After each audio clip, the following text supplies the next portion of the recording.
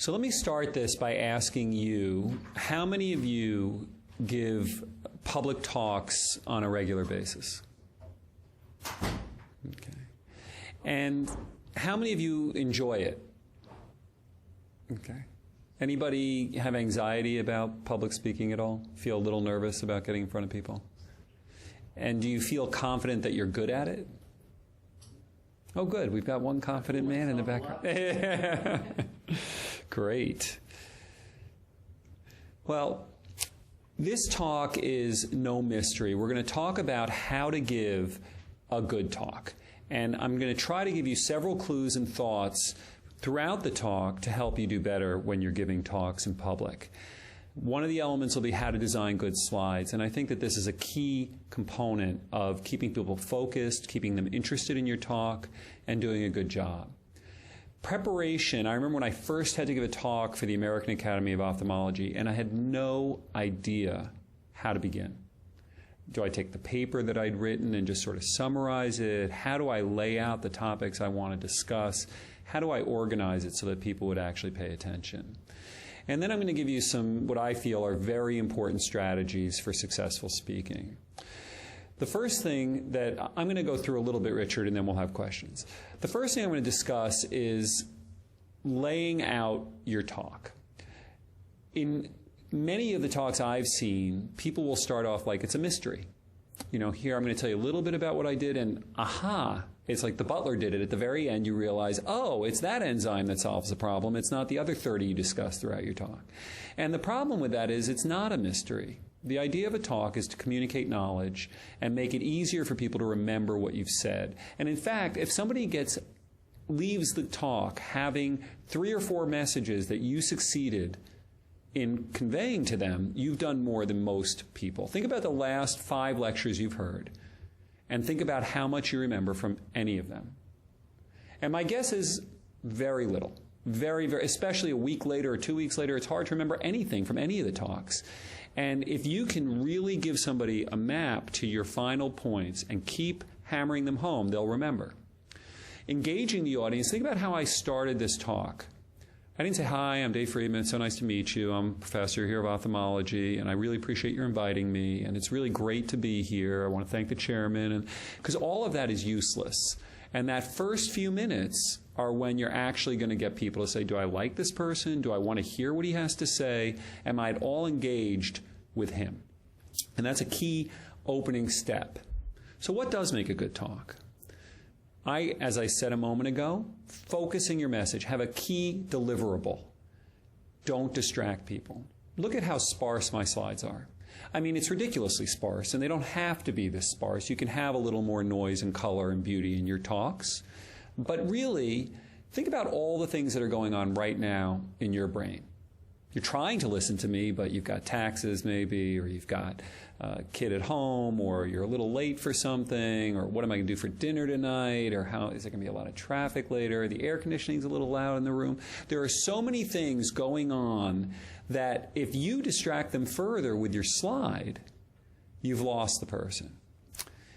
And again, you'll see as I talk, I kind of know what's coming. I'm not, what's next? What's going on? So rehearsing, being aware of the coming slide, not reading your slides. Have I read anything off my slides?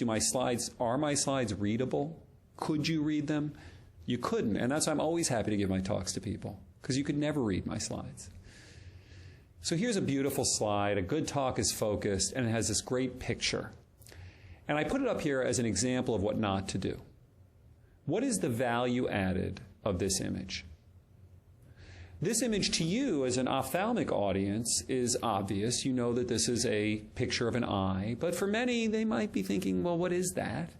There are these arrows going into the back of it, and what are those? And you might be saying to yourself, oh, Adam, I've seen things about Adam on the internet, haven't I? And, oh, I remember I could pull up some of these, and the muscles are drawn pretty well. And you're not listening to a word I'm saying, but thinking about the slide, and it hasn't added to my talk. It hasn't helped you be a better speaker. And so my question is, does this add anything? I talk about distractions because I really think if you think in terms of this fundamental principle, limit distractions, make it easy for the audience, you'll be surprised at how much better every slide becomes. That should be your focus. So things like this, ooh, you see how that came in? How do you do that? Does PowerPoint have a special button you can hit? I mean, that's what people are thinking when you do that. Having things fly in and zip around the screen and turn. I can't tell you the number of talks where I see that. And it looks ridiculous when I'm pointing it out. But you've probably seen whiz-bang stuff like that 1,000 times. This is a slide that I actually once used, and you can see a little bit of yellow here. I used it because I couldn't figure out how to reformat it and I had no time left. But this is a bad example of poor color selection and poor slide design. And I've rearranged this slide. So these are the exact same slides, this slide and this slide. And as you can see, what I've done, there are a lot of things I've done actually in these two slides. This slide had, at every 10th, it had a number written. And along the y-axis, it had numbers written all up and down as well. The name of the patients, the name of the title of the y-axis is vertical. And what I've done is I've removed most of the data. There's very little here, right? If you look at your x-axis, there's 0, 0.5, and 1. They anchor you. They give you the information you need to know what's here. The top, the y-axis, 10, 20, 10, 30, 50. You don't need 10, 15, 17, 19, 21, 23. You don't need that, and it only is a distraction, right? Distractions hurt. So when you look at this, the information content is immediately available to you, right? Immediately. And I've changed the title to show you what it is. Adherence in clinic patients monitored electronically. So you can look at this slide and know what I'm going to tell you, and then I can talk about aspects of it. Here's a slide that I actually thought was pretty good. I'm looking at 3 different groups and their adherence rates. I don't need to give you the details, but aren't you feeling a little confused about the F6WK and the 1FWK? And I mean, it's all very unclear when you really think about it. So now I've depopulated it. Right? I got rid of a lot of information. And I can talk you through the little subtleties of the slide, but you can look at this slide in a minute and know that there's a 6-week point, a 12-week point, and different information on 3 different lines. I'll give you another example. Here's one that I love because I haven't really changed a lot, but you've seen slides like this. I thought this was a pretty good slide when I first made it because it doesn't have a lot on each line, doesn't have a lot everywhere else, but look at the difference and just feel your own sense of control over this information. When you look at it the way it's presented now, and you look at it this way. Isn't it just much calmer? Like you're like, oh, okay, I can see everything. It's obvious to me what's going on. And all I did here is remove grid lines and extra labels. That's all it takes. The box around it, the grid lines, and the extra labels make it just so much easier. And I moved adherence rate, I made it horizontal instead of vertical. And if you do that, again, this was the same thing. I just find this really remarkable as an example of how much easier it is for your audience when you give them a simplified slide. So here's a slide that nobody understood when I first put it up. It had the self-reported adherence on the bottom, actual adherence on the top, and it's just a scatter plot of the data. And your average person in the audience isn't a statistician. They don't understand a scatter plot, right? So how do you make this into something more accessible for everybody?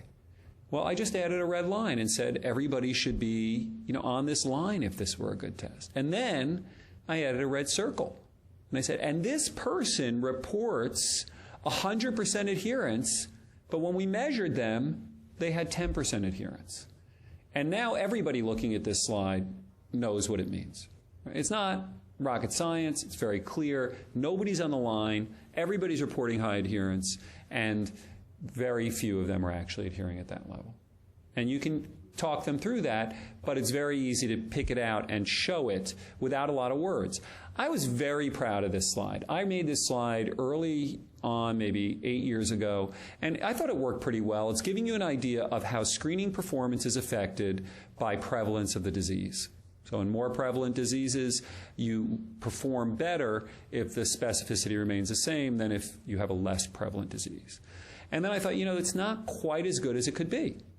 So I made this one, which is much more Accessible. I gave a low prevalence state. I showed the black box it goes into, which has the test characteristics.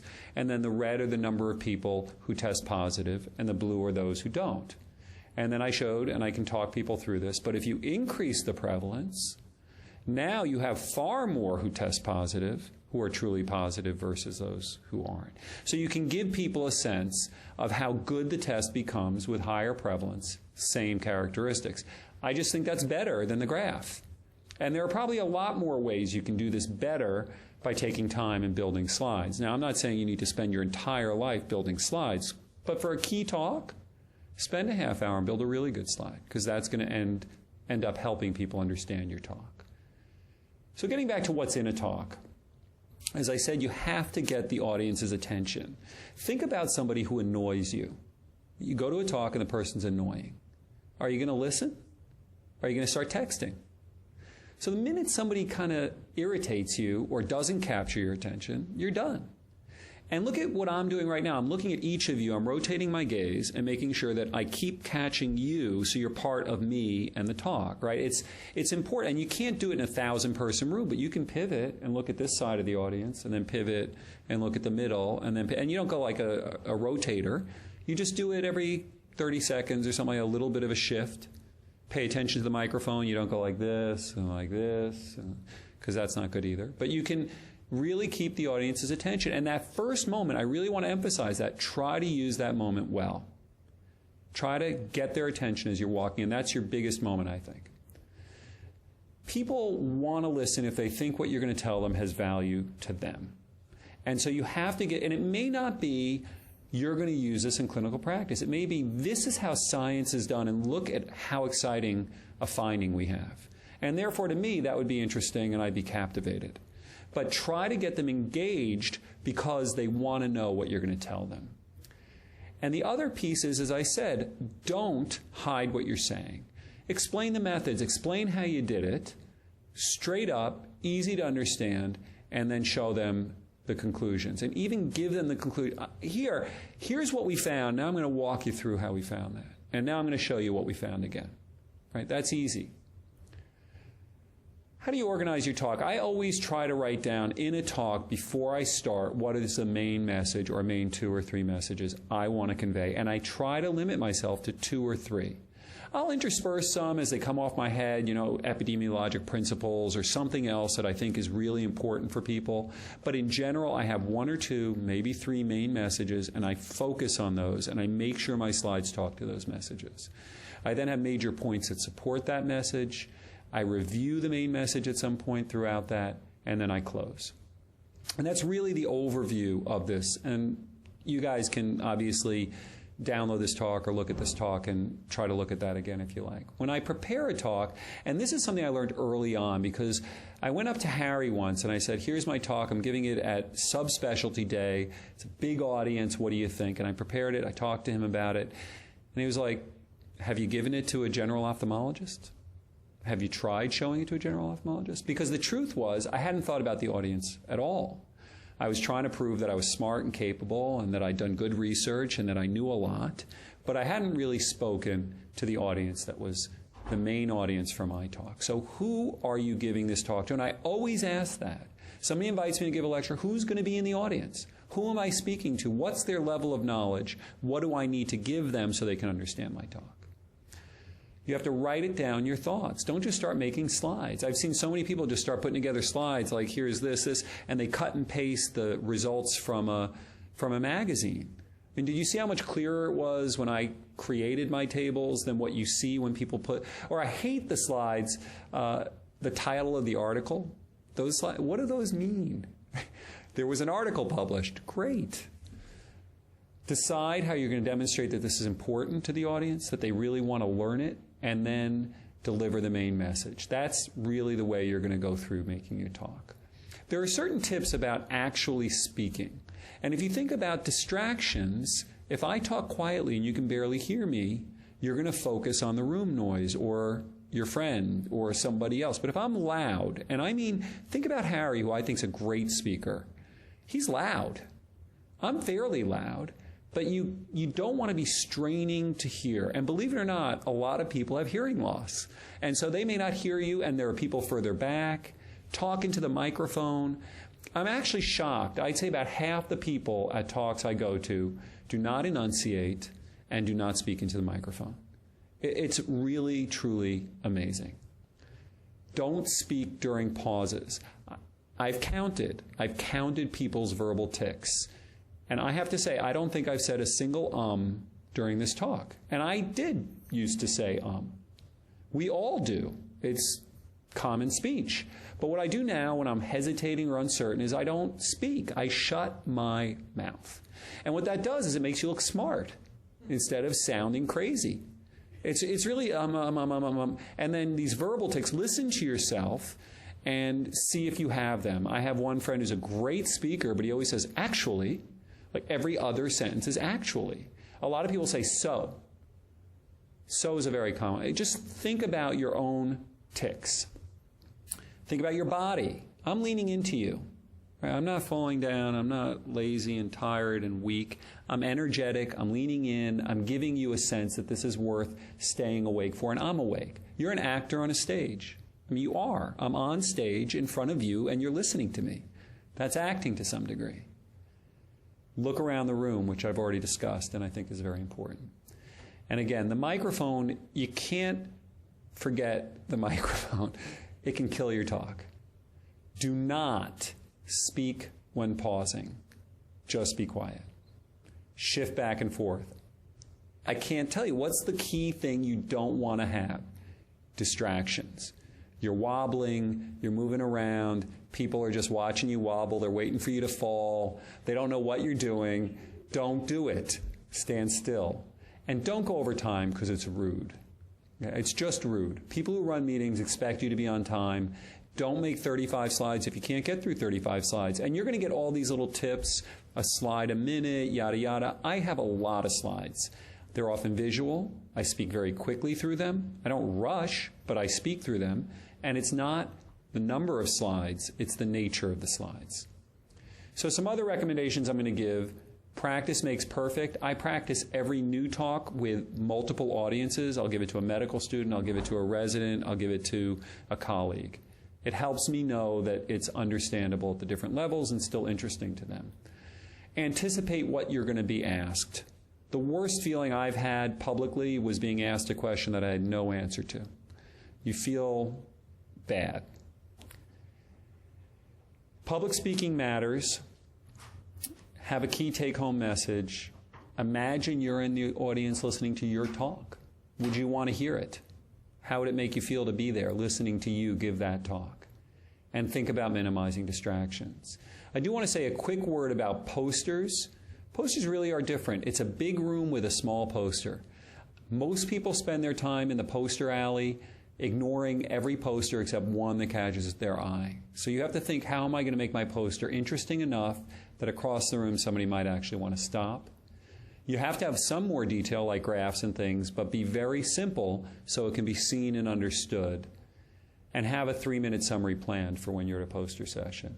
I'm just going to give an example of a kind of series of things. So when I describe glaucoma, here's a slide that I created that kind of says optic nerve damage, loss of side vision, occasionally blindness. Just instead of me having a slide with a bullet, can cause vision loss or whatever. I had this slide, which I don't like, but one thing that I had was that in a Danish orphanage they were cured with butter, and then I found a butter cow. Who's going to forget a butter cow? Nobody's going to forget a butter cow. So you're going to remember the Danish orphanage cured with butter. Now that whole slide stinks because there's way too much verbiage on it, but the butter cow is great. We had a whole discussion about this slide today. I could have presented just the bullets, or I can have the bullets with the pictures. And to me, the pictures stand with you and mean a lot, whereas just the bullets are just numbers that don't mean that much. And then Pradeep sent me his change on this, so watch this, and then this is the change that Pradeep recommended. You know, there is this thing of crowding and space on the slides. So breaking up crowding does make it easier on the eye. And I like that, so I show this because this came up today as a update. So simplify the process. This was another slide I made showing different ways that you can make ready-made glasses for a talk. But it was nice. I could walk them through each of these techniques, why they are used, and what the underlying approach is. You don't need all the words. You need the images that capture the mind. So that's the end of my talk. And now we'll go into a little bit of a discussion about it. And then what I'm hoping is, over time, people can bring talks, we can critique them in a safe kind of environment, and help people become better at giving talks publicly.